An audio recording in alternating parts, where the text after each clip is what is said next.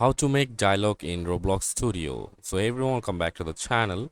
So first of all, you need to create a part. Like, start by creating a part in your Roblox world to represent the NPC and add a dialogue object. Insert a dialogue object inside the part and then customize the properties, like adjust the dialogue objects properties like conversation distance, how close a player needs to be to start the conversation, and goodbye choice, the text for the goodbye option.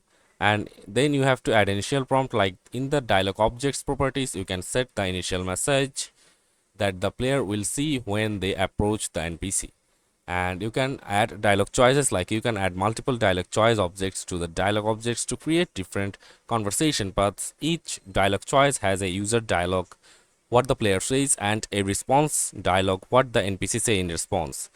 And for the scripting, for more advanced directions like displaying text one character at a time typewriter effect, you will need to write a script to control the next text display.